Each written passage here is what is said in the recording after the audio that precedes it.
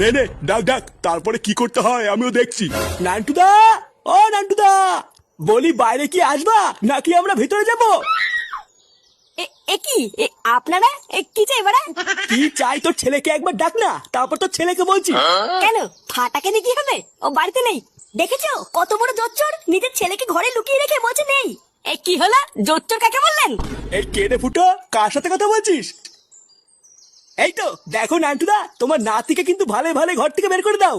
আজকে আমরা একটা হেস্ত নেস্ত করে তারপরে বাড়ি যাব। হ্যাঁ, ভালো চান তো আপনার নাতিকে এক্ষুনি ঘর থেকে বের করুন। আরে বাবা, কি হয়েছেটা কি আগে সেটা তো বলুন। আমার নাতি আবার আপনাদের কোন পাকা ধানে মই দিল? তোমার নাতি একটু আগে ধাক্কা দিয়ে আমার ছেলেকে পুকুরের জলে ফেলে দিয়েছে।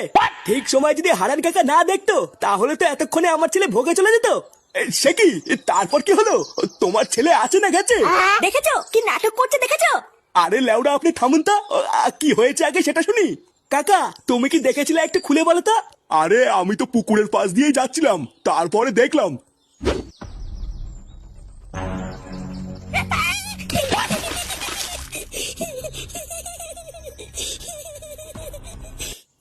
দেখো নান্টুদা, তোমাকে কিন্তু এখনো ভালো ভালো বলছি, তোমার নাতিকে বাইরে বের করে দাও, না হলে কিন্তু এই ব্যাপারটা অনেক দূর গড়াবে বলে দিলাম।